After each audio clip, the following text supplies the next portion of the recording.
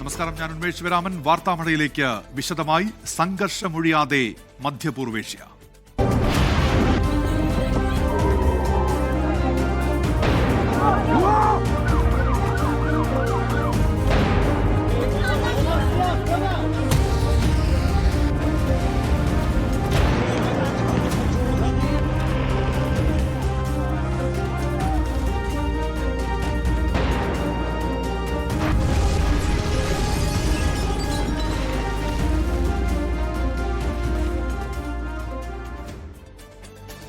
Indian മഹാസമുദ്രത്തിൽ Iran യുദ്ധക്കപ്പലിന് നേരെ American അന്തർവാഹിനി നടത്തിയ ആക്രമണത്തിൽ 87 പേർ കൊല്ലപ്പെട്ടു.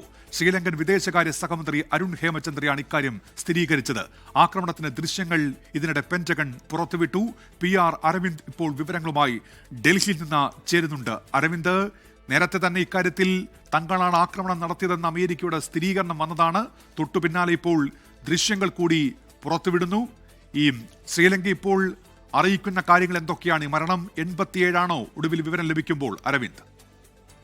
87 പേരുടെ മരണമാണ് ഇതുവരെ സ്ഥിരീകരിച്ചിട്ടുള്ളത്. ഈ IRIS ദേനയിൽ ഉണ്ടായിരുന്നത് 180 പേരാണ്. യുദ്ധക്കപ്പലാണ്. ഇതിൽ 87 പേരുടെ മരണം സ്ഥിരീകരിച്ചിട്ടുണ്ട്. 32 പേരെ രക്ഷിക്കാൻ സാധിച്ചുവെന്ന് ശ്രീലങ്കൻ നാവികസേന വ്യക്തമാക്കിയിട്ടുണ്ട്. പക്ഷേ ഇനിയും നിരവധി പേരെ കാണാതായിട്ടുണ്ട്. അവർക്ക് വേണ്ടിയുള്ള തിരച്ചിൽ പുരോഗമിക്കുകയാണ്. അതുകൊണ്ട് തന്നെ മരണസംഖ്യ ഇനിയും ഉയർന്നേക്കാം എന്ന് തന്നെയാണ് ശ്രീലങ്കൻ നാവികസേന വ്യക്തമാക്കുന്നത്. ഗേലയിൽ നിന്ന് ഏകദേശം 40 മൈൽ ദൂരെ വെച്ചായിരുന്നു ഈ ആക്രമണം, അമേരിക്കൻ ആക്രമണം നടന്നത്. അന്തർവാഹിനി ഉപയോഗിച്ചുകൊണ്ടുള്ള ആക്രമണമാണ് ഇത്തരത്തിൽ ഇറാൻ യുദ്ധക്കപ്പലിന് നേരെ ഉണ്ടായത്. ഫെബ്രുവരി 18 മുതൽ അതുപോലെ ഫെബ്രുവരി 25 വരെ ബംഗാൾ ഉൾക്കടലിൽ മിലാൻ നാവിക അഭ്യാസത്തിൽ പങ്കെടുത്ത യുദ്ധക്കപ്പലായിരുന്നു ഇറാനിയൻ കപ്പൽ. ഇത് മടങ്ങവെയായിരുന്നു ഇത്തരത്തിൽ US-ന്റെ ഒരു ആക്രമണം ഉണ്ടാവുകയും ഇതിൽ 87 പേർക്ക് ജീവൻ നഷ്ടമാവുകയും ചെയ്തത്. 1945 രണ്ടാം ലോക മഹായുദ്ധം അവസാനിച്ച ശേഷം ആദ്യമായാണ് US ടോർപിഡോ ആക്രമണത്തിൽ ഒരു യുദ്ധക്കപ്പൽ തകർക്കുന്നത്. ഇതിന്റെ ദൃശ്യവും അമേരിക്ക അല്പസമയം മുമ്പ് പുറത്തുവിട്ടിരുന്നു. കപ്പൽ തകർന്നടിയുന്നതെല്ലാം നമുക്ക് ആ ദൃശ്യങ്ങളിൽ തന്നെ വ്യക്തമാകുന്നു. പക്ഷേ വലിയതുള്ള ആരോപണം ഇന്ത്യക്കെതിരെയും അതുപോലെ തന്നെ വിമർശനം ഇന്ത്യക്കെതിരെ ഇപ്പോൾ വിവിധ കോണിൽ നിന്ന് ഉയരുകയാണ്. കാരണം ഇന്ത്യയുടെ ഭാഗമായി നടന്ന ഒരു നാവിക അഭ്യാസത്തിൽ പങ്കെടുത്തു മടങ്ങിയ ഇറാൻ യുദ്ധക്കപ്പലിന് നേരെയുള്ള ആക്രമണത്തിൽ എന്തുകൊണ്ട് ഇന്ത്യ മൗനം പാലിക്കുന്നു എന്നതാണ് കോൺഗ്രസ് ഇപ്പോൾ പ്രധാനമായും ഒരു ചോദ്യം ഉയർത്തിയിരിക്കുന്നത്. ഇക്കാര്യത്തിൽ ഒരു വിശദീകരണം കേന്ദ്ര സർക്കാർ നൽകണമെന്നും കോൺഗ്രസ് വ്യക്തമാക്കുകയാണ്. ഇന്ത്യ സ്വന്തം അയൽവക്കത്തോ സ്വാധീനമില്ലെന്ന് അടക്കമുള്ള ചോദ്യങ്ങളും ഇപ്പോൾ കോൺഗ്രസ് വക്താവായ പവൻ ഖേര ഉയർത്തുകയാണ്. എന്തായാലും 87 പേരുടെ മരണം ഇതിനോടൊപ്പം തന്നെ സ്ഥിരീകരിച്ചിട്ടുണ്ട്. ഇന്ന് രാവിലെ 6 മണിക്കും 7 മണിക്കും ഇടയിലാണ് ഈ അപകടം സംഭവിക്കുന്നത്. പിന്നീട് അപായ സന്ദേശം ശ്രീലങ്കൻ നാവികസേനയ്ക്ക് ലഭിക്കുകയും ഇതിന്റെ അടിസ്ഥാനത്തിൽ നാവികസേനയും അതുപോലെ തന്നെ വ്യോമസേനയുമാണ് തിരച്ചിൽ നടത്തിയത്. 32 പേരെ രക്ഷിക്കുവാൻ സാധിച്ചിട്ടുണ്ട്. പക്ഷേ ഇനിയും നിരവധി പേരെ കാണാതായിട്ടുണ്ട്. 180 പേരുണ്ട് എന്നതാണ് ഒരു സ്ഥിരീകരണം എത്തിയിരിക്കുന്നത്. അപ്പോൾ മരണസംഖ്യ ഇനിയും ഉയർന്നേക്കാം. എന്തായാലും അമേരിക്കയുടെ ആക്രമണം ഇന്ത്യൻ സമുദ്രത്തിൽ മഹാസമുദ്രത്തിൽ ഒരു ആക്രമണം നടത്തിയിരുന്നു. പശ്ചിമേഷ്യയിൽ നടന്ന സംഘർഷങ്ങളുടെ ഒരു അലയൊലികൾ അത് ഇന്ത്യൻ മഹാസമുദ്രത്തിൽ എത്തുന്നത് വലിയ രീതിയിൽ ആശങ്കയുണ്ടാക്കുകയാണ്. എന്തായാലും ഇന്ത്യയുടെ ഒരു പ്രതികരണം ഇനി എന്താകുമെന്നതാണ് എല്ലാവരും ഉറ്റുനോക്കുന്നത്. ഉന്മേഷ്, ഈ ശ്രീലങ്കൻ വിദേശകാര്യമന്ത്രി നേരത്തെ ഈ മരണക്കണക്കടക്കം സ്ഥിരീകരിക്കുന്നുണ്ടല്ലോ. ഈ ചികിത്സയിലുള്ള ആളുകൾ, അവരുടെ ആരോഗ്യനില, അങ്ങനെ മറ്റെന്തെങ്കിലും വിവരങ്ങൾ നൽകുന്നുണ്ടോ? ഈ അവിടെ തെരച്ചിൽ ഇപ്പോഴും തുടരുകയാണോ PR അരവിന്ദ്? ഉന്മേഷം, 32 പേരെ രക്ഷപ്പെടുത്താൻ സാധിച്ചു എന്നതാണ് ശ്രീലങ്കൻ നാവികസേന വ്യക്തമാക്കുന്നത്. അതിൽ പലരുടെയും നില ഗുരുതരമായി തന്നെ തുടരുകയാണ്. അതോടൊപ്പം തന്നെ ഇനിയും നിരവധി പേർ 87 പേരുടെ മരണം സ്ഥിരീകരിച്ചിട്ടുണ്ട്. 32 പേരെ കണ്ടെത്താൻ സാധിക്കും. അപ്പോൾ ഇനിയും 60-ലേറെ പേരെ കണ്ടെത്തേണ്ട ഒരു സാഹചര്യമാണ് ഇപ്പോൾ നിലനിൽക്കുന്നത്. അതുകൊണ്ട് തന്നെ തിരച്ചിൽ ഇപ്പോഴും പുരോഗമിക്കുന്നു. വ്യോമസേനയും അതുപോലെ തന്നെ ശ്രീലങ്കൻ നാവികസേനയും സംയുക്തമായാണ് ഈ തിരച്ചിൽ നടത്തിക്കൊണ്ടിരിക്കുന്നത്. എല്ലാവരെയും രക്ഷപ്പെടുത്താൻ സാധിക്കുമെന്നൊരു പ്രതീക്ഷ ശ്രീലങ്കൻ നാവികസേന മുന്നോട്ട് വയ്ക്കുന്നുണ്ട്. പക്ഷേ ആശങ്കകൾ ഒഴിയുന്നില്ല. 87 പേരുടെ മരണം സ്ഥിരീകരിച്ചിട്ടുണ്ട്. ഇതിലും തിരച്ചിൽ പുരോഗമിക്കുന്നൊന്നും പരിക്കേറ്റവർക്ക് ഗാലയിലെ ആശുപത്രിയിലാണ് അവരെ പ്രവേശിപ്പിച്ചിരിക്കുന്നത്. അവർക്ക് മതിയായ ചികിത്സാ സഹായങ്ങൾ നൽകുന്നു എന്നതാണ് ശ്രീലങ്കൻ നാവികസേന വ്യക്തമാക്കിയിരിക്കുന്നത്. എന്തായാലും അമേരിക്കയുടെ ഭാഗത്തുനിന്ന് ഇന്ത്യയിൽ ഒരു നാവിക അഭ്യാസത്തിന് ശേഷം മടങ്ങിയ ഇറാൻ യുദ്ധക്കപ്പലിന് നേരെയാണ് ആക്രമണം ഉണ്ടായിരിക്കുന്നത്. എന്തായാലും ഈ ഒരു വിഷയത്തിൽ വലിയ ആശങ്കയോടുകൂടി, കാരണം ശ്രീലങ്കൻ തീരത്ത് നിന്ന് 40 നോട്ടിക്കൽ മൈൽ അകലെ മാത്രമാണ് ഈ ഒരു സംഭവം നടന്നത്. പശ്ചിമേഷ്യയിലായിരുന്നു ഈ സംഘർഷം രൂക്ഷമായിരുന്നെങ്കിലും പിന്നീട് ഇന്ത്യൻ മഹാസമുദ്രത്തിലും ഇപ്പോൾ ഈ സംഘർഷത്തിന്റെ അലയൊലികൾ ഉണ്ടാവുകയാണ്. എന്തായാലും അമേരിക്ക ഇക്കാര്യം സ്ഥിരീകരിച്ചിരിക്കുന്നു. അമേരിക്കയുടെ പ്രതിരോധ സെക്രട്ടറി തന്നെ ഇക്കാര്യം നേരിട്ട് വ്യക്തമാക്കുന്നു. അതിന്റെ ദൃശ്യങ്ങളടക്കം പുറത്തുവിടുകയും ചെയ്തു. എന്തായാലും പരിക്കേറ്റവർക്ക് മതിയായ ചികിത്സ നൽകുന്നു എന്നതാണ് ശ്രീലങ്ക വ്യക്തമാക്കുന്നത്. തിരച്ചിലും അതുപോലെ തന്നെ രക്ഷാപ്രവർത്തനം ഇപ്പോഴും ആ കടലിൽ പുരോഗമിച്ചുകൊണ്ടിരിക്കുകയാണ്. ഈ വിശാഖപട്ടണത്തിൽ നിന്ന് മടങ്ങുന്ന ഒരു കപ്പൽ എന്നുള്ള നിലയ്ക്ക് ഇതിപ്പോൾ കോൺഗ്രസ് ഇതിനെ ഒരു രാഷ്ട്രീയ വിഷയമായി കൂടി പരിഗണിക്കുന്നുണ്ടല്ലോ. ഈ അയൽപക്കം അത് അമേരിക്കയ്ക്കും ഇസ്രായേലിനുമായി വിട്ടുകൊടുക്കുകയാണോ എന്ന് കോൺഗ്രസിന്റെ വക്താവ് ചോദ്യം ഉന്നയിക്കുന്നത് ഈ മോദി ഉന്നമിട്ടാണല്ലോ, അരവിന്ദ്. എന്നുവെച്ചാൽ ഇന്ത്യൻ മഹാസമുദ്രത്തിൽ ശ്രീലങ്കൻ തീരത്തോട് ചേർന്ന് ഇറാന്റെ പടക്കപ്പൽ US തകർത്തത് അത് ഇന്ത്യൻ പ്രതിരോധ ഇടനാഴികളടക്കം വലിയ രീതിയിൽ ചോദ്യം ഉയർത്തുന്നതാണ്. കാരണം ഇന്ത്യൻ നാവികസേനയുടെ 2 പരിപാടികളിൽ പങ്കെടുത്തിയ ഇറാൻ പടക്കപ്പലാണ് ഇത്തരത്തിൽ അമേരിക്ക അന്തർവാഹിനി ടോർപീഡോ ഉപയോഗിച്ച് തകർത്തത്. കാരണം ഇന്ത്യയുടെ നാവിക അഭ്യാസത്തിൽ ഇന്ത്യക്കൊപ്പം നിന്നുകൊണ്ട് ഒരു ശക്തി പ്രകടനം നടത്തിയ ഇതായിരുന്നു ഈ കപ്പൽ എന്ന് പറയുന്നത്. അപ്പോൾ അത്തരം ഒരു ഇന്ത്യക്കൊപ്പം നിന്നൊരു കപ്പൽ തിരിച്ചു മടങ്ങിപ്പോകവേ ഉണ്ടാകുന്ന ആക്രമണം അത് ഇന്ത്യക്ക് തന്നെ വലിയ രീതിയിൽ ഒരു പ്രതിരോധത്തിലാക്കുകയാണ്. അതിലൊരു മറുപടി ഇന്ത്യയുടെ ഭാഗത്തു നിന്നുണ്ടാകണം എന്നതാണ് കോൺഗ്രസ് അടക്കം ആവശ്യപ്പെട്ടിരിക്കുന്നത്. എന്തായാലും വിശദീകരണം കേന്ദ്ര സർക്കാർ നൽകണമെന്നതാണ് കോൺഗ്രസ് വക്താവ് പവൻ ഖേര ആവശ്യപ്പെട്ടിരിക്കുന്നത്. ഇന്ത്യക്ക് സ്വന്തം അയൽവക്കത്ത് സ്വാധീനമില്ലേ എന്നും അയൽവക്കം വാഷിംഗ്ടണിനും അതുപോലെ തന്നെ ടെൽ അവീവിനും വിട്ടുകൊടുത്തോ എന്നും പവൻ ഖേര ഇപ്പോൾ എക്സിലൂടെ ചോദിച്ചിരിക്കുകയാണ്. രാജ്യത്തെ തുറമുഖങ്ങൾ ഉപയോഗിക്കുവാൻ US അനുവാദം നൽകിയോ എന്ന് കൂടി കോൺഗ്രസ് ചോദ്യം ഉന്നയിച്ചിരിക്കുന്നു. വരും ദിവസങ്ങളിലും വലിയ രീതിയിൽ വിമർശന വിഷയമായി ഇത് ഉയർന്നു വരാനുള്ള സാഹചര്യം നിലനിൽക്കുന്നു. കാരണം ഇസ്രയേൽ പ്രധാനമന്ത്രി സന്ദർശനം നടത്തി ഇന്ത്യയിലേക്ക് മടങ്ങിയെത്തി 2 ദിവസങ്ങൾക്ക് പിന്നാലെയാണ് ഇറാനിലേക്ക് അമേരിക്കയും ഇസ്രയേലും ചേർന്ന ഒരു സംയുക്ത വ്യോമാക്രമണം നടത്തുന്നത്. ഇതിൽ കേന്ദ്ര സർക്കാർ കൃത്യമായി വിഷയങ്ങളിൽ അപലപിക്കുന്ന നിലപാട് ഇതുവരെ സ്വീകരിച്ചിരുന്നില്ല. പശ്ചിമേഷ്യയിലെ സാഹചര്യങ്ങളിൽ ആശങ്ക മാത്രമാണ് കേന്ദ്ര സർക്കാർ പ്രകടിപ്പിച്ചത്. അപ്പോൾ ഇന്ത്യയിൽ ഒരു നാവികാഭ്യാസത്തിൽ പങ്കെടുത്ത് മടങ്ങിയ ഇറാൻ യുദ്ധക്കപ്പലിന് നേരെയുണ്ടായ ആക്രമണം അത് ഇന്ത്യ മറുപടി നൽകേണ്ട ഒരു സാഹചര്യം നിലനിൽക്കുന്നുണ്ട്. അതോടൊപ്പം തന്നെ ഇന്ത്യയിലെ പ്രതിരോധ ഇടനാഴികളടക്കം ഇത് വലിയ രീതിയിൽ ചോദ്യങ്ങൾ ഉയർത്തുകയാണ്. കാരണം അമേരിക്കയുടെ ഒരു കടന്നുകയറ്റം ഇതിലേക്ക് ഉണ്ടാകുന്നു എന്ന ചോദ്യമാണ് കോൺഗ്രസ് ഈ ഘട്ടത്തിൽ പ്രധാനമായും ഉയർത്തുന്നത്. ഉന്മേഷ്. ശരി, PR അരവിന്ദാണ് ഇപ്പോൾ വാർത്തയുടെ വിശദാംശങ്ങൾ നൽകിയത് ഡൽഹിയിൽ നിന്ന്.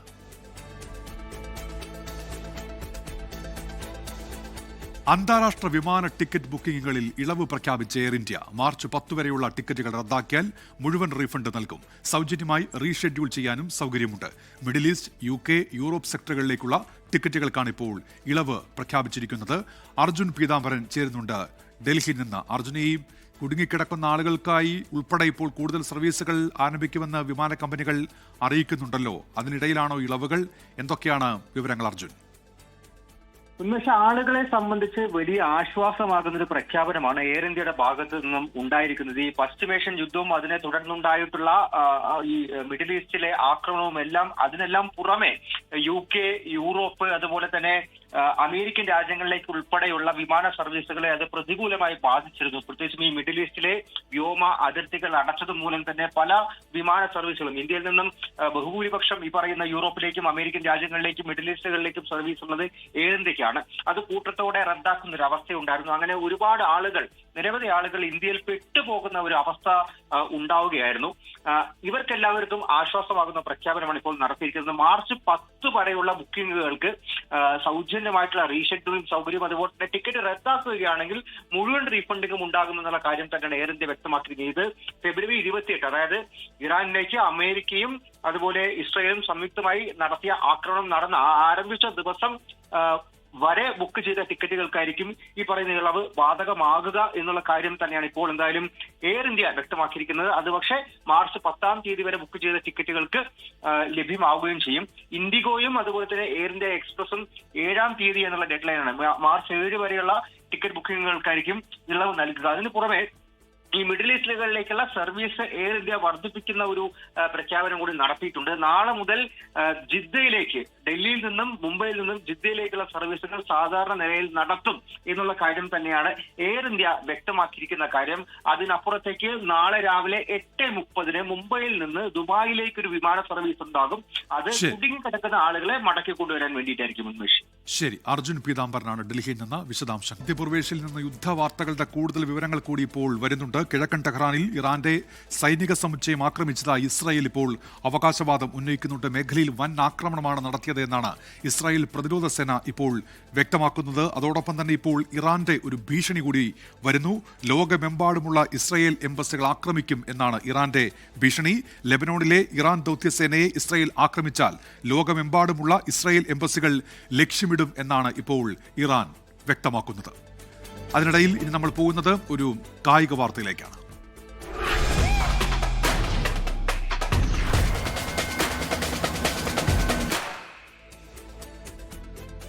തകർപ്പൻ ജയത്തോടെ ന്യൂസിലൻഡ് 2020 ലോകകപ്പിന്റെ ഫൈനലിൽ ദക്ഷിണാഫ്രിക്കയെ 9 വിക്കറ്റിന് തോൽപ്പിച്ചു. സെഞ്ചുറി നേടിയ ഫിൻ അലനാണ് കിവീസിന് മിന്നും ജയം ഒരുക്കിയത്. ഉന്മേഷ, ഒരു അനായാസ ജയത്തോടുകൂടി ദക്ഷിണാഫ്രിക്കയെ തോൽപ്പിച്ച ന്യൂസിലാൻഡ് 2020 ലോകകപ്പിന്റെ ഫൈനലിലേക്ക് മുന്നേറിയിരിക്കുകയാണ്. 9 വിക്കറ്റിനാണ് ന്യൂസിലാൻഡ് ജയം. 170 റൺസ് വിജയലക്ഷ്യം വെറും 12.5 ഓവറിൽ ന്യൂസിലാൻഡ് അടിച്ചെടുത്തു. അതിന് അവരെ സഹായിച്ചത് ഫിൻ അലന്റെ വെടിക്കെട്ട് സെഞ്ചുറിയാണ്. 33 പന്തിലാണ് ഫിൻ അലൻ സെഞ്ചുറി നേടിയത്. പ്രോട്ടീസ് ബൗളർമാരെ ഈ ടൂർണമെന്റിലെ ഏറ്റവും നന്നായി പന്തെറിഞ്ഞിരുന്ന പ്രോട്ടീസ് ബൗളർമാരെ നിർണായക മത്സരത്തിൽ ഒന്നുമല്ലാതാക്കി കളയുന്ന പ്രകടനമാണ് ഫിൻ അലന്റെ ഭാഗത്തു നിന്നുണ്ടായത്. 10 4ഉം 8 6ഉം ഉൾപ്പെടുന്ന തകർപ്പൻ ബാറ്റിംഗ് ആണ് ഫിൻ അലന്റെ ഭാഗത്തു നിന്നുണ്ടായത്. ഈ 2020 ലോകകപ്പ് ചരിത്രത്തിലെ തന്നെ ഏറ്റവും വേഗമേറിയ സെഞ്ചുറി കുറിച്ച ഫിൻ അലൻ 33 പന്തിൽ ഈ ഒരു നേട്ടം സ്വന്തമാക്കി. ഒപ്പം തന്നെ ടിം സേഫേർട്ടിന്റെ 33 പന്തിൽ 58 റൺസും അതോ ന്യൂസിലാൻഡിന് ഈ അനായാസ ജയം ഒരുക്കാൻ സാധിച്ചു. ആദ്യം ബാറ്റ് ചെയ്ത ദക്ഷിണാഫ്രിക്ക 8 വിക്കറ്റ് നഷ്ടത്തിലാണ് 169 എത്തിയത്. ഈ ടൂർണമെന്റിൽ ഉടനീളം ഏറ്റവും മികച്ച സംഘമായിരുന്ന അല്ലെങ്കിൽ ഒറ്റ മത്സരം പോലും തോൽക്കാതെ സെമിയിലെത്തിയ ദക്ഷിണാഫ്രിക്ക അവരെ എന്തുകൊണ്ടാണ് ചോക്കേഴ്സ് എന്ന് വിളിക്കുന്നത് അത് ഒരിക്കൽ കൂടി തെളിയിക്കുന്ന ഒരു മത്സരമാണ് കണ്ടത്. ഒരുപക്ഷെ നിർണായക മത്സരത്തിൽ പടിക്കൽ കലമുടയ്ക്കുന്ന അവരുടെ പതിവ് അത് ഒരിക്കൽ കൂടി ആവർത്തിച്ചു. സമ്മർദ്ദങ്ങളെ അതിജീവിക്കാനാതെ ഒരിക്കൽ കൂടി വീഴുന്ന കാഴ്ച കണ്ടു. കഴിഞ്ഞ തവണ ഫൈനൽ എങ്കിൽ ഇത്തവണ സെമിയിൽ തോൽക്കുകയാണ് ദക്ഷിണാഫ്രിക്ക. എന്തായാലും അവർ 169 റൺസ് എന്ന സ്കോർ ഒരിക്കലും പര്യാപ്തമായിരുന്നില്ല. പ്രത്യേകിച്ച് ഈ ടൂർണമെന്റിലെ തന്നെ ഏറ്റവും മികച്ച ഓപ്പണിംഗ് ജോഡിയായ സേഫേർട്ട് ഒപ്പം തന്നെ ഫിൻ അലൻ അനായാസമായി തന്നെയാണ് ഈ വിജയലക്ഷ്യം മറികടന്നത്. 12.5 എന്ന് പറയുമ്പോൾ തന്നെ അത്ര ഒരു തരത്തിലും എഫേർട്ട്ലെസ് ആയി തന്നെയാണ് അല്ലെങ്കിൽ ഒരു തരത്തിലുള്ള ബുദ്ധിമുട്ടുകളും ഇല്ലാതെയാണ് ന്യൂസിലാൻഡ് ഈ വിജയലക്ഷ്യം മറികടക്കം ചെയ്തത്. ഇനി അവർക്ക് അവരുടെ കന്നി കിരീടത്തിലേക്ക് ഒറ്റ ജയം കൂടിയാണ് വേണ്ടത്. മുമ്പൊരിക്കൽ അവർ ഫൈനലിൽ വീണു പോയതാണ്. പക്ഷേ അവർക്ക് കിരീടം നേടാൻ ഒരു അവസരം വരുന്നു. അതിൽ ഫൈനലിലെ എതിരാളികൾ ആരെ എന്നുള്ളതിന് നാളെ ഉത്തരമാകും. ഇന്ത്യയോ ഇംഗ്ലണ്ടോ എന്നുള്ളത്. രണ്ടാം സെമി ഫൈനൽ നാളെയാണ്. മുംബൈ വാങ്കഡെ സ്റ്റേഡിയത്തിൽ ഇന്ത്യ നിലവിലെ ചാമ്പ്യന്മാർ ഇംഗ്ലണ്ടിനെ നേരിടും. അതിലെ ജേതാക്കളായിരിക്കും 8-ാം തീയതി നടക്കുന്ന ഫൈനൽ പോരിൽ ന്യൂസിലാൻഡിനെ നേരിടുക. ഉന്മേഷ്. ശരി, അനിൽ വാസുദേവാണ് സ്പോർട്സ് ഡെസ്കിൽ നിന്ന് വിവരങ്ങൾ നൽകിയത്. മെഡിക്കൽ കോളേജ് ഡോക്ടേഴ്സ് നടത്തിയിരുന്ന സമരം ഒരാഴ്ചത്തേക്ക് മാറ്റിവെച്ചു. OP, അധ്യയനം, ശസ്ത്രക്രിയകൾ എന്നിവ പുനരാരംഭിക്കും. ആരോഗ്യവകുപ്പ് അഡീഷണൽ ചീഫ് സെക്രട്ടറിയുമായി നടത്തിയ ചർച്ചയിലാണ് തീരുമാനം ഉണ്ടായതെന്ന് KGM-CTA അറിയിച്ചു. ജിബിൻ JB വിവരങ്ങളുമായി ഇപ്പോൾ തിരുവനന്തപുരത്ത് നിന്ന് ചേരുന്നുണ്ട്. ജിബിൻ, വിശദാംശങ്ങൾ. ഉന്മേഷ്, കഴിഞ്ഞ ഫെബ്രുവരി 2-ാം തീയതിയാണ് KGM-CTA ഡോക്ടർമാരുടെ മെഡിക്കൽ കോളേജ് ഡോക്ടർമാരുടെ പണിമുടക്ക് ആരംഭിച്ചത്. പിന്നീട് ഫെബ്രുവരി 16 കൂടിയാണ് OP ബഹിഷ്കരണവും ശസ്ത്രക്രിയ മാറ്റിവെക്കൽ ഉൾപ്പെടെയുള്ള കാര്യങ്ങൾ നടത്തുകയും ചെയ്തു. പക്ഷേ ഇതിന് പിന്നാലെ പലതവണ സർക്കാരുമായും പ്രത്യേകിച്ച് ആരോഗ്യവകുപ്പ് മന്ത്രിയുമായും വകുപ്പ് മന്ത്രിമാരുമായും ഒക്കെ KGM-CTA ഭാരവാഹികൾ ചർച്ച നടത്തിയിരുന്നുവെങ്കിൽ പോലും ഇക്കാര്യത്തിൽ ഒരു തീരുമാനമായില്ല. കാരണം ഏറ്റവും പ്രധാനപ്പെട്ട ഒരു ആവശ്യമെന്ന് പറയുന്നത് ഈ സർക്കാർ ഡോക്ടർമാരുടെ ശമ്പള കുടിശ്ശിക എത്രയും വേഗം നൽകുക, അതുപോലെ തന്നെ ആരോഗ്യ മേഖലയിലുള്ള പ്രശ്നങ്ങൾ, പ്രത്യേകിച്ച് പലയിടത്തും ഡോക്ടർമാരുടെയും അതുപോലെ തന്നെ ജീവനക്കാരുടെയും ഒക്കെ കുറവുകളുണ്ട്, അടിസ്ഥാന സൗകര്യങ്ങളുടെ കുറവുകളുണ്ട്. ഇതൊക്കെ തന്നെ പരിഹരിക്കണമെന്ന് ആവശ്യപ്പെട്ടുകൊണ്ടായിരുന്നു ഈ ഡോക്ടർമാരുടെ സമരം. എന്തായാലും ഇപ്പോൾ ഇന്ന് ഈ ആരോഗ്യവകുപ്പ് മന്ത്രിയുടെ നിർദ്ദേശപ്രകാരം ആരോഗ്യവകുപ്പ് അഡീഷണൽ സെക്രട്ടറിയുമായി ചേർന്നുകൊണ്ട് KGM-CTA ഭാരവാഹികൾ നടത്തിയ ചർച്ചയിലാണ് ഇക്കാര്യങ്ങളിൽ ഒരു തീരുമാനമായിരിക്കുന്നത്. അതായത് ആദ്യത്തെ 18 മാസത്തെ ശമ്പള കുടിശ്ശിക അത് എത്രയും വേഗം തന്നെ ഇത് കൊടുത്ത് തീർക്കാമെന്നുള്ള ഒരു ഉറപ്പാണ് ഇപ്പോൾ KGM-CTA പ്രതിനിധികൾക്ക് ലഭിച്ചിരിക്കുന്നത്. അതിനാവശ്യമായിട്ടുള്ള ഫണ്ടും ആരോഗ്യവകുപ്പ് എത്രയും വേഗം തന്നെ കണ്ടെത്തുകയും ചെയ്യും. അതുമാത്രമല്ല ഇതിന് തൊട്ട് പിന്നാലെ തന്നെ 39 മാസത്തെ ശമ്പള കുടിശ്ശിക കൂടി നൽകുന്നതിനുണ്ട്. കാരണം അതിന് കുറച്ച് നിയമപ്രശ്നങ്ങൾ കൂടിയുണ്ട്. ആ നിയമപ്രശ്നങ്ങൾ കൂടി മാറ്റിയ ശേഷം അക്കാര്യത്തിൽ തീരുമാനമാകും. അതുമാത്രമല്ല പ്രധാനമായും പറയുന്നത് ഈ ആരോഗ്യ മേഖലയുമായി ബന്ധപ്പെട്ട് കഴിഞ്ഞ കുറച്ച് നാളുകളെ പ്രത്യേകിച്ച് ഈ ആരോഗ്യ മേഖലയിലെ ജീവനക്കാരുടെ കുറവ് അത് ആരോഗ്യ മേഖലയിലെ വലിയ രീതിയിൽ തന്നെ ബാധിക്കുന്ന ഒരു അവസ്ഥയുണ്ടായിട്ടുണ്ട്.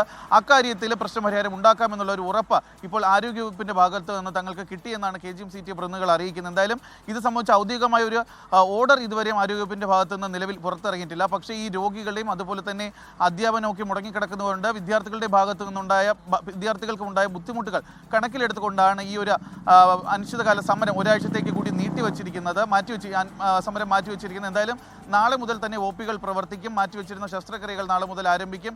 അധ്യാപനം, മെഡിക്കൽ കോളേജുകളിലെ അധ്യാപനം നാളെ മുതൽ ആരംഭിക്കും. പക്ഷേ ഈ ഒരാഴ്ചയ്ക്കുള്ളിൽ തന്നെ സർക്കാരിന്റെ ഭാഗത്ത് നിന്ന് ഇത് സംബന്ധിച്ച് ഔദ്യോഗികമായൊരു ഓർഡർ പുറത്തിറങ്ങിയില്ല, ശമ്പള കുടിശ്ശിക നൽകിയിട്ടില്ല എന്നുണ്ടെങ്കിൽ വീണ്ടും സമരവുമായി മുന്നോട്ട് പോകുമെന്ന് തന്നെയാണ് ഇപ്പോൾ KGM-CTA ഭാരവാഹികൾ അറിയിച്ചിരിക്കുന്നത്. ഉന്മേഷ്.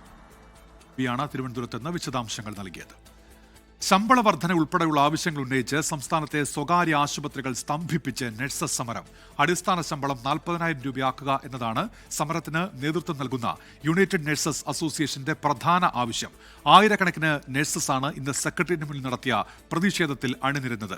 സർക്കാർ ചർച്ചയ്ക്ക് വിളിച്ചില്ലെങ്കിൽ സെക്രട്ടേറിയറ്റിന് മുന്നിലെ സമരം തുടരുമെന്ന് UNA വ്യക്തമാക്കി.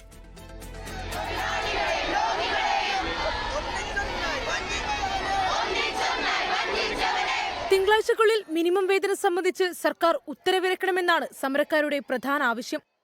അല്ലാത്തപക്ഷം തിങ്കൾ മുതൽ അനിശ്ചിതകാല സമരം ആരംഭിക്കുമെന്നും UNA വ്യക്തമാക്കി. എത്രയും വേഗം ഇതിലൊരു തീരുമാനം ഉണ്ടാവും. ഞങ്ങൾ ബേസിക്കായിട്ട് ഞങ്ങൾക്ക് ജീവിക്കാൻ വേണ്ടിയിട്ടുള്ളതാണ് ഞങ്ങൾ ചോദിക്കുന്നത്. ഞങ്ങൾക്ക് വലിയ ആർഭാട ജീവിതത്തിന് വേണ്ടിയിട്ടല്ല. ബേസിക് സാലറി 40,000 തരണമെന്ന് പറഞ്ഞാൽ ആ 20,000 തന്നിട്ട് 8 വർഷം കഴിഞ്ഞു. സർക്കാരിന് 1 രൂപ പോലും ബാധ്യതയില്ലാത്ത വിഷയമാണ് സ്വകാര്യ ആശുപത്രി ജീവനക്കാരുടെ ശമ്പളം പരിഷ്കരിക്കുന്നത്. അത് പ്രഖ്യാപിക്കുക തന്നെ വേണം. അല്ലാത്ത പക്ഷം കടുത്ത സമരത്തിലേക്ക് ഞങ്ങൾ കടക്കും. സെക്രട്ടേറിയറ്റിലേക്ക് നടത്തിയ മാർച്ച് കോൺഗ്രസ് നേതാവ് രമേശ് ചെന്നിത്തലയാണ് ഉദ്ഘാടനം ചെയ്തത്. പിന്നാലെ AICC general secretary KC Venugopal ഉൾപ്പെടെയുള്ളവർ സമരത്തിന് ഐക്യദാർഢ്യം അർപ്പിച്ചുകൊണ്ട് സമരപ്പന്തലിലെത്തി. നീതിക്ക് വേണ്ടി കേഴുന്ന ഈ പാവപ്പെട്ട സഹോദരിമാരുടെ സഹോദരന്മാരുടെ സങ്കടങ്ങൾ കാണാൻ സർക്കാരുകൾക്ക് കഴിയുന്നില്ലെങ്കിൽ അത് യഥാർത്ഥ പ്രശ്നങ്ങളെ കണ്ണടച്ചിരുട്ടാക്കുന്ന സർക്കാരാണ് എന്നുള്ള കാര്യം നമുക്ക് പറയേണ്ടതായിട്ട് വരുമെന്നുള്ളതിന് സംശയമില്ല. അർഹതപ്പെട്ട ശമ്പളം നഴ്സുമാർക്ക് ഉറപ്പാക്കണം എന്നതാണ് കേരള കോൺഗ്രസിന്റെ നിലപാടെന്ന് സമരവേദിയിലെത്തിയ ജോസ് കെ മാണി പറഞ്ഞു. ആ അർഹതപ്പെട്ട ശമ്പള വർധനവ് കൊടുക്കണം എന്നുള്ളതാണ് കേരള കോൺഗ്രസ് എമ്മിന്റെ നിലപാട്. ഇനി യാതൊരു സംശയവുമില്ല, നിങ്ങളോടൊപ്പം ഉണ്ടാകും എന്നുകൂടി ഈ സന്ദർഭത്തിൽ പറയാണ്. വ്യാഴാഴ്ച മുതൽ നഴ്സുമാർ പണിമുടക്കിലേക്ക് കടക്കും. 1/3 ജീവനക്കാർ ഡ്യൂട്ടി ബഹിഷ്കരിക്കും. കേരളത്തിലെ ഏകദേശം 490 സ്വകാര്യ ആശുപത്രികളിലെ ആയിരക്കണക്കിന് നഴ്സുമാരാകും ഡ്യൂട്ടി ബഹിഷ്കരിക്കുക. നഴ്സുമാർ കാലങ്ങളായി ഉന്നയിക്കുന്ന ആവശ്യങ്ങളിൽ സർക്കാർ മെല്ലെപ്പോക്ക് നയം തുടരുകയാണെന്നും അനിശ്ചിതകാല സമരമല്ലാതെ മറ്റു വഴികളില്ലെന്നും UNA നേതൃത്വം വ്യക്തമാക്കി. തിങ്കളാഴ്ചയ്ക്ക് മുന്നേ സർക്കാർ തീരുമാനം ഉണ്ടായില്ലെങ്കിൽ ലോങ് മാർച്ച് ഉൾപ്പെടെ സംഘടിപ്പിക്കാനാണ് സംഘടനയുടെ തീരുമാനം. 24 തിരുവനന്തപുരം. ആലപ്പുഴ കോടംതുരുത്തിൽ ആക്രിക്കടയ്ക്ക് തീപിടിച്ചു. ഫയർഫോഴ്സ് തീയണയ്ക്കാൻ ശ്രമിക്കുകയാണ്. അശ്വിൻ പാലാടി ചേരുന്നുണ്ട്. അശ്വിനി, തീ ഇപ്പോൾ നിയന്ത്രണ വിധേയമാണ്? അശ്വിൻ, തീ നിയന്ത്രണ വിധേയമാണ്. ഈ സംഭവവുമായി ബന്ധപ്പെട്ട നിലവിൽ ആക്രിക്കടയ്ക്കുള്ളിൽ ഉണ്ടായിരുന്ന വസ്തുക്കൾ പൂർണ്ണമായും കത്തി നശിച്ചിട്ടുണ്ട്. ഷോർട്ട് സർക്യൂട്ടാണ് തീപിടുത്തത്തിന് കാരണം എന്നുള്ളതാണ് പ്രാഥമികമായി കണ്ടെത്തിയിരിക്കുന്നത്. 3 അഗ്നിരക്ഷാ യൂണിറ്റുകൾ എത്തിയാണ് തീപിടുത്തം പൂർണ്ണമായും നിയന്ത്രണ വിധേയമാക്കിയത്. വൈകുന്നേരം ഏകദേശം 8:30 ഈ തീ ആക്രിക്കടയിൽ ഒരു വസ്തുവിലേക്ക് പിടിക്കുന്നത്. അതിനുശേഷം അവിടെ നിന്ന് കൂടുതൽ സാധനങ്ങളിലേക്ക് ഇത് കത്തിപ്പടരുകയും ആ കട മുഴുവനായും കത്തി നശിക്കുന്ന ഒരു സാഹചര്യത്തിലേക്ക് എത്തുകയുമായിരുന്നു. ഇതിലും ആളപായം ഉണ്ടായിരുന്നില്ല. തീ പടർന്നു പിടിക്കുന്ന കണ്ട ഉടൻ തന്നെ ആളുകൾ ഈ സ്ഥാപനത്തിലുണ്ടായിരുന്ന ജീവനക്കാർ പൂർണ്ണമായും പുറത്തേക്ക് ഇറങ്ങി. അവിടെ നിന്ന് പൂർണ്ണമായും പിന്നീട് ഫയർഫോഴ്സിനെ വിളിച്ച് തീ നിയന്ത്രണ വിധേയമാക്കാനുള്ള സാഹചര്യങ്ങളിലേക്ക് പോയി. നാട്ടുകാരടക്കം ഇടപെട്ടാണ് തീ നിയന്ത്രണ വിധേയമാക്കിയത്. എന്നാൽ ആളപായമില്ല എന്നുള്ളതാണ് ആശ്വാസകരമായ വാർത്ത. ശരി അശ്വിൻ. അശ്വിൻ പാലാഴിയാണ് ആലപ്പുഴയിൽ നിന്ന് വിവരങ്ങൾ നൽകിയത്. ശബരിമല സ്വർണ്ണക്കൊള്ളക്കേസിൽ തിരുവിതാംകൂർ ദേവസ്വം ബോർഡ് മുൻ പ്രസിഡന്റ് പത്മകുമാറും പുറത്തിറങ്ങി. ദ്വാരപാലക ശില്പപാളി കേസിൽ കൊല്ലം വിജിലൻസ് കോടതി ജാമ്യം നൽകിയതോടെയാണ് പത്മകുമാർ ജയിൽ മോചിതനായത്. ഇതിനിടെ തന്ത്രി കണ്ഠരര് രാജീവരെ എൻഫോഴ്സ്മെന്റ് ഡയറക്ടറേറ്റ് ചോദ്യം ചെയ്തു. ശബരിമല സ്വർണ്ണക്കൊള്ളക്കേസിൽ കഴിഞ്ഞ നവംബർ 20-നാണ് ദേവസ്വം ബോർഡ് മുൻ പ്രസിഡന്റ് A. പത്മകുമാറിനെ പ്രത്യേക അന്വേഷണ സംഘം അറസ്റ്റ് ചെയ്തത്. കട്ടിളപ്പാളി കേസിലായിരുന്നു ആദ്യ അറസ്റ്റ്. ഡിസംബർ 4-ന് ദ്വാരപാലക ശില്പക്കേസിലും അറസ്റ്റ് രേഖപ്പെടുത്തി. അന്വേഷണ സംഘം ഇടക്കാല കുറ്റപത്രം സമർപ്പിക്കാതെ വന്നതോടെ കട്ടിളപ്പാളി കേസിൽ നേരത്തെ ജാമ്യം അനുവദിച്ചു. ദ്വാരപാലക ശില്പക്കേസിലാണ് കോടതി ഇന്ന് ജാമ്യം നൽകിയത്. കേസിൽ പുറത്തിറങ്ങുന്ന 8ാമത്തെ പ്രതിയാണ് A. പത്മകുമാർ. ഇതിനിടെ ഇന്ന് സ്വർണ്ണക്കൊള്ളയുമായി ബന്ധപ്പെട്ട് തന്ത്രി കണ്ഠരര് രാജീവരെ ED ചോദ്യം ചെയ്തു. കൊച്ചിയിലെ ഓഫീസിലായിരുന്നു ചോദ്യം ചെയ്യൽ. തിരുവിതാംകൂർ ദേവസ്വം ബോർഡ് മുൻ പ്രസിഡന്റ് N. വാസുവിനെ വീണ്ടും ED ചോദ്യം ചെയ്യും. മൊഴികളിൽ അവ്യക്തതയെന്നാണ് ED വിലയിരുത്തൽ. 24 കൊച്ചി, കൊല്ലം. സ്വർണ്ണക്കൊള്ളക്കേസിൽ A. പത്മകുമാറിന് ജാമ്യം ലഭിച്ചതിൽ പ്രത്യേക അന്വേഷണ സംഘത്തിന് വിമർശനവുമായി പ്രതിപക്ഷ നേതാവ് VD സതീശൻ. തെളിവുകൾ ശേഖരിക്കാൻ കഴിയാത്തതുകൊണ്ടാണ് A. പത്മകുമാർ പുറത്തിറങ്ങിയത്. മുഖ്യമന്ത്രിയുടെ ഓഫീസ് SITയിൽ ഇടപെട്ടെന്നും VD സതീശൻ ആരോപിച്ചു. പ്രാഥമിക കുറ്റപത്രം പോലും സമർപ്പിക്കാതെ 90 ദിവസത്തിനുള്ളിൽ കുറ്റപത്രം സമർപ്പിച്ചില്ലെങ്കിൽ സ്റ്റാറ്റ്യൂട്ടറി ആയിട്ടുള്ള ജാമ്യം കിട്ടും. ആ ജാമ്യമാണ് ഇപ്പോൾ കിട്ടിയിരിക്കുന്നത്. അത് ആ ജാമ്യം കിട്ടാനുള്ള അവസരം മുഖ്യമന്ത്രിയുടെ ഓഫീസിന്റെ പിന്തുണയോടുകൂടി SIT ചെയ്തു കൊടുത്തിരിക്കുന്നതാണ്. ഇത് ഉത്കണ്ഠപ്പെടുന്നതാണെന്ന് ഞങ്ങൾ നേരത്തെ പറഞ്ഞു. കാരണം ഇനി ഒരു തെളിവുമില്ല. ഇനി ഇവർ പുറത്തിറങ്ങിയാൽ എല്ലാ തെളിവുകളും നശിപ്പിക്കാനുള്ള രാഷ്ട്രീയ പിൻബലമുള്ള ആളുകളാണ് ഇപ്പം ജാമ്യത്തിൽ പുറത്തിറങ്ങുന്നത്. അവർക്ക് ജാമ്യത്തിൽ പുറത്തിറക്കാനുള്ള അവസരമാണ് ഉണ്ടാക്കി കൊടുത്തിരിക്കുന്നത്. അതുകൊണ്ട് ഈ കേസ് എങ്ങും എത്താതെ അവസാനിക്കാനുള്ള സാധ്യതയാണ്. കേരളത്തിലെ അതിവേഗ റെയിൽ പദ്ധതിയുടെ DPR മെയ് അവസാനത്തോടെ തയ്യാറാകുമെന്ന് മെട്രോമാൻ E. ശ്രീധരൻ. സംസ്ഥാന സർക്കാരുമായുള്ള പങ്കാളിത്തം പ്രധാന വെല്ലുവിളിയാണ്. നിർദ്ദേശങ്ങൾ കേരളം അംഗീകരിച്ചാൽ 3 മാസത്തിനുള്ളിൽ നിർമ്മാണം തുടങ്ങാൻ കഴിയുമെന്നാണ് E. ശ്രീധരൻ പറഞ്ഞത്. DPR is getting ready. End of May it will be ready. Main challenge will be only the state government's agreement, their willingness to be part of it, and they're giving the green signal. It depends on the state government, really. Malayalam ഇനി ഭരണഭാഷ. മലയാള ഭാഷാ ബില്ലിൽ governor ഒപ്പുവെച്ചു. സർക്കാർ ഉത്തരവുകളും ഔദ്യോഗിക രേഖകളും ഇനി മലയാളത്തിലാകും. സർക്കാർ aided സ്കൂളുകളിൽ 10ാം ക്ലാസ് വരെ മലയാളം നിർബന്ധമാക്കും. 2015 ഭരണഭാഷാ ബിൽ നിയമസഭ പാസാക്കിയത്. 1 മുതൽ 10 വരെയുള്ള ക്ലാസുകളിൽ മലയാളം നിർബന്ധമാക്കുക, കോടതി ഭാഷ, സർക്കാർ ഉത്തരവുകൾ എന്നിവ മലയാളത്തിലാക്കുക തുടങ്ങിയവ ലക്ഷ്യമിട്ടാണ് മലയാള ഭാഷാ ബിൽ കൊണ്ടുവന്നത്. ഇനി നിയമസഭാ തിരഞ്ഞെടുപ്പ് വാർത്തകൾ.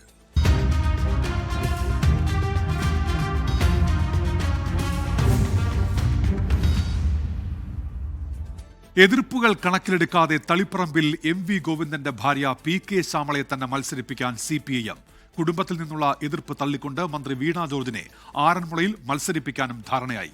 ഉടുമ്പൻചോലയിൽ M മണിക്ക് സീറ്റില്ല. 3 ടൈം പിന്നിട്ടവരെ ഒഴിവാക്കാനും 2 ടൈം കഴിയുന്നവർക്ക് വിജയസാധ്യത പരിഗണിച്ച് മാത്രം ഇളവ് നൽകാൻ CPIM തീരുമാനിച്ചു.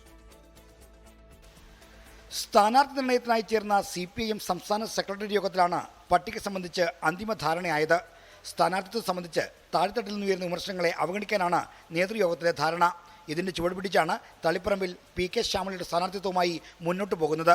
MV ഗോവിന്ദന്റെ പിൻഗാമിയായി ഭാര്യ PK ശ്യാമള തന്നെ തളിപ്പറമ്പിൽ മത്സരിക്കുമെന്ന് ഇതോടെ ഉറപ്പായിരിക്കുകയാണ്. പേരാവൂരിൽ KK ശൈലജയെയും തലശ്ശേരിയിൽ കാരായി രാജനെയും മത്സരിപ്പിക്കാനുള്ള തീരുമാനത്തിൽ മാറ്റമില്ല. ശൈലജയുടെ സിറ്റിംഗ് മണ്ഡലമായ മട്ടന്നൂരിൽ DYFI സംസ്ഥാന സെക്രട്ടറി VK സനോജായിരിക്കും സ്ഥാനാർത്ഥി. പേരാമ്പ്രയിൽ TP രാമകൃഷ്ണൻ തുടരും. കൊടുവള്ളിയിൽ കാരാട്ട് റസാക്കിന് സീറ്റുണ്ടാവില്ല. പഴയകാല നേതാവിന്റെ മകളെയാണ് കൊടുവള്ളിയിൽ സ്ഥാനാർത്ഥിയായി പരിഗണിക്കുന്നത്. കൊയിലാണ്ടിയിൽ മുൻ MLA K ദാസൻ സ്ഥാനാർത്ഥിയാകും. പൊന്നാനിയിൽ MK സക്കീർ മത്സരിക്കും. കുടുംബത്തിൽ നിന്ന് എതിർപ്പ് അവഗണിച്ച് മന്ത്രി വീണ ജോർജിനെ ആറന്മുളയിൽ വീണ്ടും മത്സരിപ്പിക്കും. മുതിർന്ന നേതാവ് MM മണിക്ക് ഉടുമ്പൻചോലയിൽ വീണ്ടും അവസരമില്ല. സംസ്ഥാന സെക്രട്ടേറിയറ്റ് അംഗം KK ജയചന്ദ്രൻ അവിടെ സ്ഥാനാർത്ഥിയാകും. 3 ടൈം പിന്നിട്ട 6 പേർക്ക് ഇനി സീറ്റ് നൽകേണ്ടതില്ലെന്ന് CPI നേതൃയോഗം തീരുമാനിച്ചു. 2 ടൈം കഴിയുന്നവർക്ക് വിജയസാധ്യത പരിഗണിച്ച് മാത്രം ഇളവ് നൽകാനും CPI സംസ്ഥാന എക്സിക്യൂട്ടീവിൽ തീരുമാനമായി. സ്ഥാനാർത്ഥി നിർണയത്തിനായി നാളെ മുതൽ CPI ജില്ലാ കൗൺസിലുകൾ ചേരും. പ്രതിപക്ഷ നേതാവ് VD സതീശൻ മത്സരിക്കുന്ന നോർത്ത് പറവൂരിൽ പൊതുസ്വതന്ത്രനെ മത്സരിപ്പിക്കാനാണ് CPIയുടെ നീക്കം. ഇടത് ചിന്തകൻ NM പിയേഴ്സനാണ് CPIയുടെ പട്ടികയിലുള്ളത്. കാഞ്ഞങ്ങാട് ഗോവിന്ദൻ പള്ളിക്കാപ്പിലും മൂവാറ്റുപുഴയിൽ N അരുണും പീരുമേട്ടിൽ സലിംകുമാറും Harippad TT ജിസ്മോനും ചിറയൻകീഴിൽ Manoj B ഇടമനയും CPI സ്ഥാനാർത്ഥികളാകും. നാദാപുരത്ത് P വസന്തവും P ഗവാസുമാണ് പട്ടികയിലുള്ളത്. അടൂരിലും കരുനാഗപ്പള്ളിയിലും പുനലൂരിലും ചാത്തന്നൂരിലും 3 പേരുകൾ വീതമുണ്ട്. പുനലൂരിൽ അജയ് പ്രസാദ്, ചാത്തന്നൂരിൽ R രാജേന്ദ്രൻ, അടൂരിൽ C അരുൺകുമാർ, കരുനാഗപ്പള്ളിയിൽ MS താര എന്നിവരുടെ പേരുകൾക്കാണ് മുൻതൂക്കം. 24 തിരുവനന്തപുരം. മുതിർന്ന CPIM നേതാവും മുൻ മന്ത്രിയുമായ G സുധാകരൻ പാർട്ടി വിട്ടേക്കും. CPIM അംഗത്വം പുതുക്കുന്നില്ലെന്നും അവഗണന സഹിച്ച് തുടരാനില്ല എന്നുമാണ് G സുധാകരന്റെ നിലപാട്. G സുധാകരനെ അനുനയിപ്പിക്കാനുള്ള നേതൃത്വത്തിന്റെ നീക്കം പാളി. ഒരു വഴിയൊന്നുമില്ല.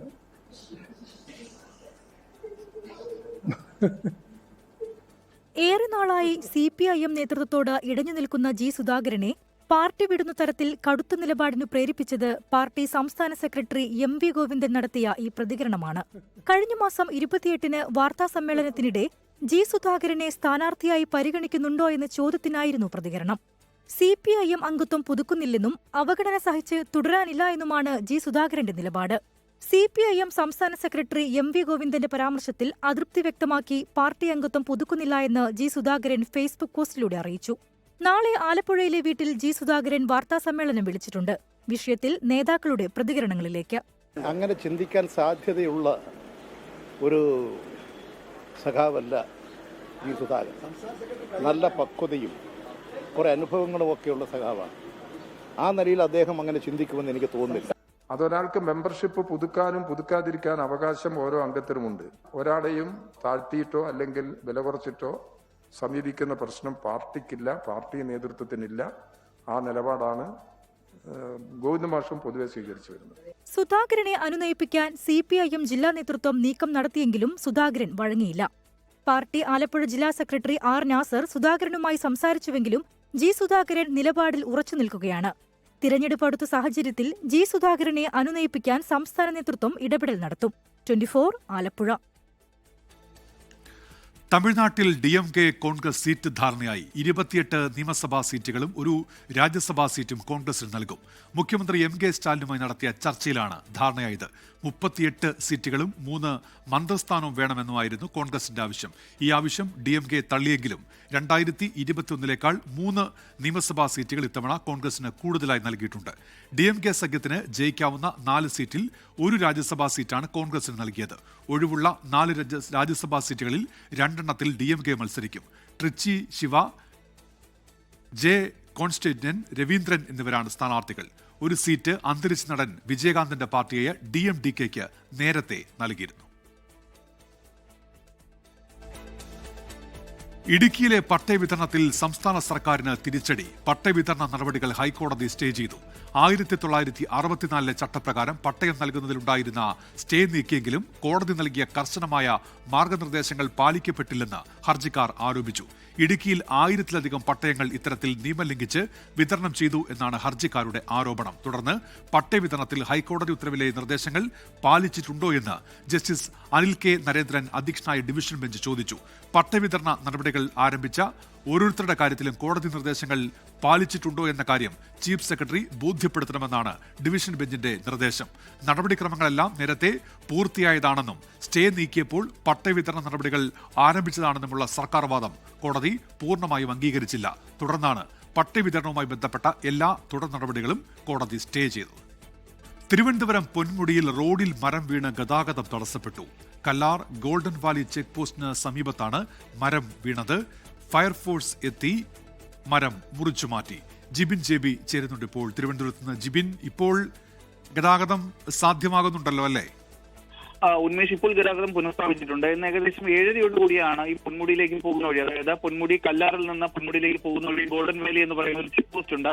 ഈ ചെക്ക് പോസ്റ്റിന് സമീപത്താണ് ആന ഈ ഒലറ്റിമരം കുത്തി റോഡിലേക്ക് മറിച്ചിട്ട്. നമുക്കറിയാം, ഈ റോഡിലേക്ക് പോകുന്നതിന്റെ ഇരുവശങ്ങളിലും ഒലറ്റിമരങ്ങൾ നിറങ്ങി നിൽക്കുന്ന ഒരു സ്ഥലമാണ് ഈ ഗോൾഡൻ വാലി ചെക്ക് പോസ്റ്റ് എന്ന് പറയുന്നത്. അവിടേക്കാണ് കാട്ടാന ഈ 7:30 എത്തുകയും ഈ ഒലറ്റി ഭക്ഷിക്കാൻ ശ്രമിക്കുന്നതിനിടയിൽ അതിൽ ഒരു മരം മുറിഞ്ഞ റോഡിലേക്ക് വീഴുകയുണ്ടായത്. തുടർന്ന് ഇതിൽ നിന്ന് ഫയർഫോഴ്സ് ഉദ്യോഗസ്ഥർ അങ്ങോട്ടേക്ക് എത്തിയാണ് ഈ മരം അവിടെ നിന്ന് പൂർണ്ണമായും മുറിച്ചു മാറ്റിയപ്പോൾ റോഡ് ഗതാഗത യോഗ്യമാക്കിയിരിക്കുന്നത്. ഉന്മേഷ്, ശരി. ജിബിൻ JB ആണ് വിവരങ്ങൾ നൽകിയത്. എറണാകുളം അങ്കമാലിയിൽ വിദ്യാർത്ഥിനി ജാസ്ലിയ ജോൺസന്റെ മരണത്തിന് ഇടയാക്കിയ വാഹനാപകടത്തിൽ കാർ ഓടിച്ചയാളെ പിടികൂടാത്തതിൽ പ്രതിഷേധം ശക്തം. കോട്ടയം അതിരമ്പുഴ സ്വദേശി ജോർജ് തോമസിന്റെ മകൻ ഡോക്ടർ സിറിയക് P. ജോർജാണ് വാഹനം ഓടിച്ചത്. ജാസ്ലിയുടെ മൃതദേഹം അങ്കമാലി കുഴിപ്പള്ളി സെന്റ് അഗസ്റ്റിൻ പള്ളി സെമിത്തേരിയിൽ സംസ്കരിച്ചു. മസ്തിഷ്ക മരണം സംഭവിച്ച ജാസ്ലിയുടെ അവയവങ്ങൾ ദാനം ചെയ്തിരുന്നു. അതെ, 5 ദിവസമായിട്ട് ഒരു അറിവ് നമുക്കില്ല. വണ്ടി കിട്ടിയെന്ന് മാത്രമേ നമുക്ക് അറിയുള്ളൂ. നമുക്കത് അറിയണം. അവളെ ജീവൻ എന്താ വിലയില്ലേ, നമുക്കത് അറിയണം. പ്രതിയെ പിടികൂടണം. പക്ഷേ ഞങ്ങൾക്ക് അത്രയും ഇമ്പോർട്ടൻ്റ് ആയിട്ടൊരു കുട്ടിയാണ് അവള്. അപ്പോൾ എന്തായാലും ഇതിന് എന്തെങ്കിലും ഒരു ഇത് വേണം. 5 ദിവസമായിട്ടും ജാസ്ലിയെ ഇടിച്ചു തെറിപ്പിച്ച വാഹനം ഓടിച്ചയാളെ പിടികൂടാത്തതിലാണ് സഹപാഠികളുടെയും അധ്യാപകരുടെയും പ്രതിഷേധം. പ്രതിഷേധവുമായി ഇവർ അങ്കമാലി പോലീസ് സ്റ്റേഷനിലെത്തി. വാഹനം ഓടിച്ചയാളെ പിടികൂടിയില്ലെങ്കിൽ പ്രതിഷേധം ശക്തമാക്കാനാണ് തീരുമാനം. പോലീസ് സ്റ്റേഷന് മുന്നിൽ യുവജന സംഘടനകൾ പ്രതിഷേധിച്ചു.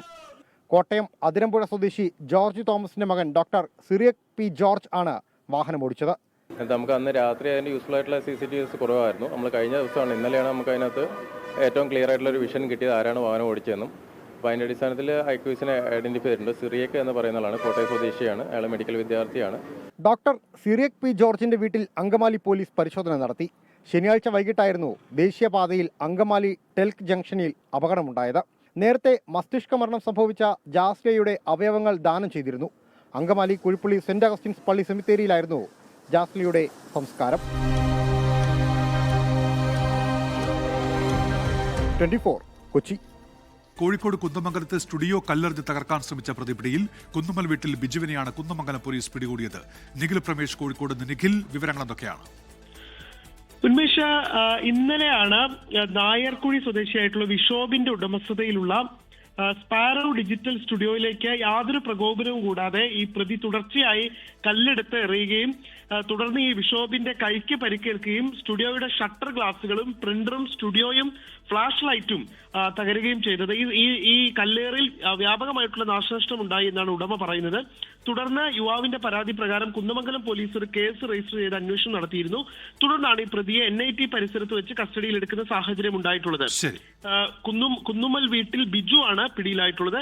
എന്താണ് ഇയാൾ ഇങ്ങനെ കല്ലെറിയാനുള്ള പ്രകോപന കാരണം എന്നുള്ളത് വ്യക്തമല്ല. ഉന്മേഷ്. നിഖിൽ പ്രമേഷാണ് വിശദാംശങ്ങൾ നൽകിയത്. ലോകത്തെവിടെയായാലും ഏത് സമയത്തും 24 വാർത്തകളും ഓഗ്മെന്റഡ് റിയാലിറ്റി പാക്കേജുകളും എക്സ്പ്ലെയിനറുകളും വിശദമായി കാണാൻ ഞങ്ങളുടെ YouTube ചാനൽ നിങ്ങൾക്ക് സബ്സ്ക്രൈബ് ചെയ്യാം.